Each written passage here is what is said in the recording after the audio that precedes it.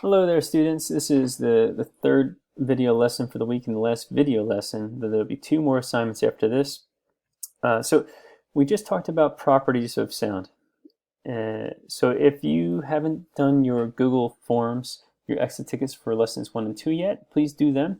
You want to really make sure that you're clear on all those concepts before moving into this, which will be interactions of sound and the ear. It says sound travel in the ear, but same idea. Interactions of sound, meaning hey, what happens to sound waves when they interact with things? How do they travel through things?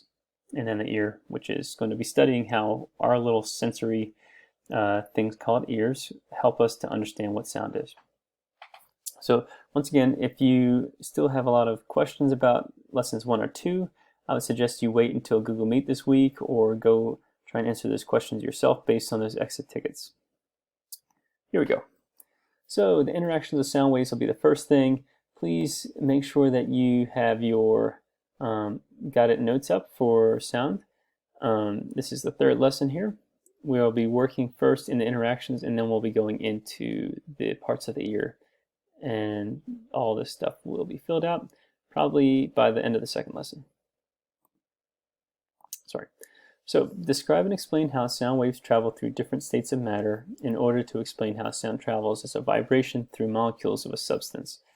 Now it seems simple, but how it actually interacts with matter changes depending on the matter itself and on the sound wave itself. So if you take a look around the house or your apartment, which room has the most echo? And why do you think that is? Go test it out real quick. Maybe what you can do is just clap once and hear an echo, or just hear if you hear any kind of an echo. Don't be annoying, but you can always use the excuse that you're trying to do some science right now. However, if somebody's trying to sleep in the house, maybe wait until they're awake. All right. So I'm imagining you've just done that and you're coming back right now. And what did you find? Did you notice that typically bathrooms will have more of an echo, especially if you have walls made of tile and porcelain appliances? And I want you to think, like, what about those surfaces was it? Did you notice that the shinier surfaces, the harder surfaces, tended to create more of reflection, and the softer surfaces like rugs or mattresses or even curtains and this and that, and couches, all of those tend to keep reflections from happening. It's not very dissimilar from a mirror, right? Mirrors are hard and shiny objects. There's something similar about that. It doesn't seem to absorb the energy from the wave. So we're going to talk about not just reflection, which is this one here, but we're going to talk about all the different types of interactions. So an echo is what we hear as a reflection of sound energy. You see a reflection when you're looking in a mirror, but that's light, right? The same thing can happen with sound. When it hits a barrier, it can bounce off. Notice that the angle it bounces off at is the same as it goes in on compared to the barrier itself, like we talked about last week. That's what waves do, right? So the cool thing about sound being a wave is that it's going to act like a wave. Reflection is not something that it doesn't do. It does all these things. Sound can be absorbed, just like all waves can be absorbed. That doesn't mean that this energy just disappears.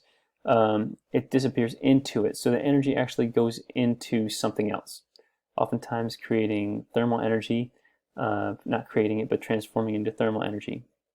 If you've ever been into a movie theater before, you see on the walls they have these big, basically they look like mattresses that have been stapled to the wall. A lot of times they're filled up with foam or highly sound absorbing materials that will take the sound vibrations, the vibrations in air, and trap them into vibrating the materials inside, like the foam, where it basically just transforms energy. And if you don't have any more sound energy, voila, it has absorbed the sound. Now, if you were to even like go get a towel and just kind of talk into a wall for a second, and then put the towel in front of your mouth or in front of you, between you and the wall, you notice pretty quickly how that will absorb the sound. And you can try that with basically any materials that you're curious about. Take a piece of paper or a book, take a look at for a minute, investigate, and see which ones absorb the best. So I'm not sure if you just proved this to yourself, but the harder the surface is, the more sound is going to be reflected. You ever notice in a gym before, it's like an echo chamber. I always tell my students, Harvard University is the best university in the whole world. So they have a lot of money. They decide they're going to make this really beautiful, beautiful lecture hall where they have professors that will just sit there and talk all day, right? And it's so beautiful and really high arching ceilings, beautiful glass windows, big glass windows. But they realized by the time they built it that you couldn't hear a single thing that the professor had been saying because it was so echoey. And basically at that point, this huge, important, and especially expensive lecture hall was useless. So that kind of, some people look at that like the birthplace of acoustic engineering. And nowadays, everybody's an acoustic engineer, right? You hear all the annoying noise from your brothers and sisters, or you're trying to talk, but the lawnmower outside is drowning you out in the meeting, so you can't even put your microphone on without people harassing you. So like everybody at this point, because we're in such closer quarters, has become kind of like an acoustic engineer. So this is where it can become pretty dang useful for you. If you were to try to make a way of keeping sound out, you want to use a harder surface that's shinier, basically something more reflective, right? You reflect the sound back out from wherever you don't want it to come in from. But you might even try to go the route of absorbing all the sound before it gets in. So how would you do that? Maybe you stuff a towel underneath your door, right?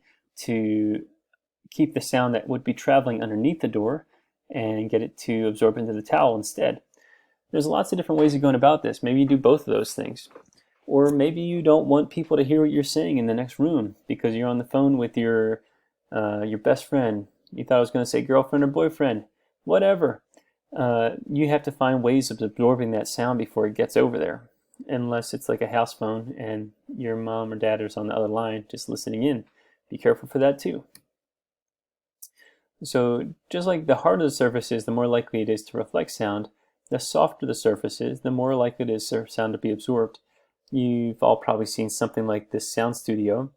Basically, if you increase the amount of surface that's able to touch the air that's vibrating, all that surface is going to be able to be a point of a transfer of energy.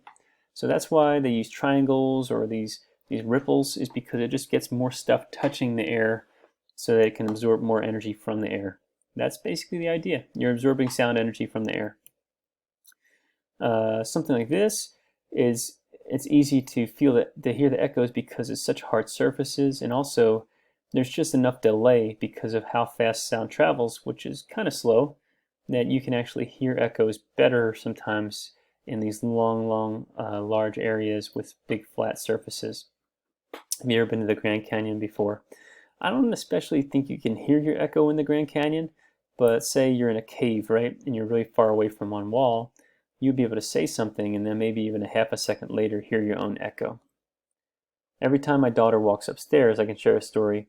In our house, we have 2 floors, and every day before going to school, and it would be like, it'd be frustrating, but also just like amazing.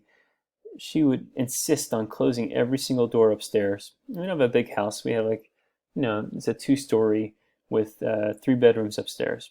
So she would shut every single door, and we had hardwood floors and hardly anything on the walls and old wooden doors. But she knew, like, just those flat surfaces and making sure that closing the door first, she could create an echo. So every day she'd close the doors, slam them really, and then on the way down the stairs as I was carrying her, whether she liked it or not, so I could get to school on time, she would be calling out, echo, echo, echo. So if you do have, like a confined area in your house where you could try and do that, I would suggest you try and do that right now.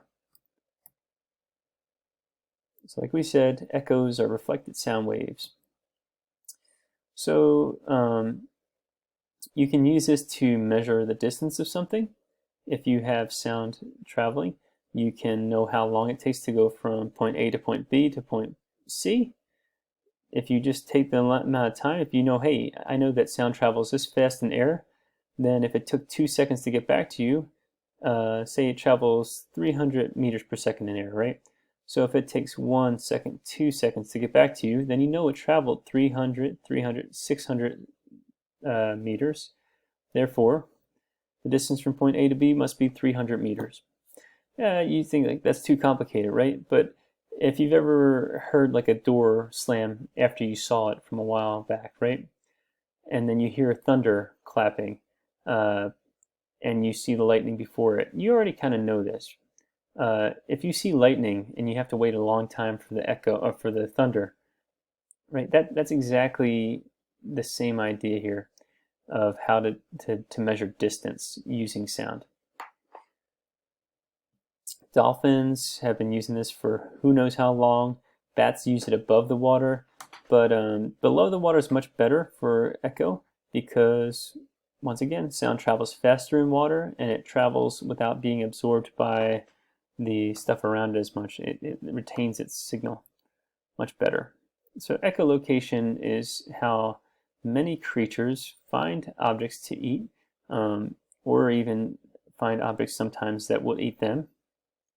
They basically create a high-pitched noise. It goes out, hits the object, and then returns to them later.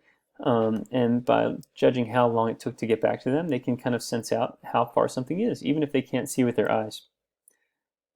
Humans have hijacked this technology to create what's called sonar, sound ranging technology, which is basically just finding how far away something is using sound the same way that a dolphin does or a bat does above water. We don't typically use sonar above water because in the air you have to have an extremely high pitch and it's just not as accurate because there's so many different things it can bounce off of in the air, and also because, once again, sound doesn't travel nearly as fast in air. So you're trying to figure out if a plane's coming at you with sonar, the plane would already be past you because some planes travel faster than sound does in air. But underwater, where it travels much, much faster, you can use it to pretty accurately detect where things are around you. Ships have been using this to detect submarines, also fish underwater as well. If anybody's ever been fishing on a big deep sea vessel, not deep sea fishing, it makes it sound like you're off on one of these Navy ships here in like New Jersey or something like that. Sometimes those people will be using fish finders that employ sonar. Okay. You get the idea. Bats use it, very, very high frequency noise. The higher the frequency, the more energy there is, the more likely you're going to get a signal back. That's why it's higher frequency. Same idea. So I have a video posted here where a boy who could basically do the same exact thing as a bat. He's not a bat, but he was blind. Sadly, he died. It's not shortly after this video, but this video is pretty old. He basically had cancer and he lost his eyesight because of that, but he never let that be an excuse for him to try and do the best he could to see what's around him. So he learned how to use sound to echolocate. Check that video out in the slides, please. And you can go ahead and stop and jot this too in your notes. Okay, I'm going to stop the video here. We are going to talk about the human ear next in video number 2, and that'll be the last video for the week.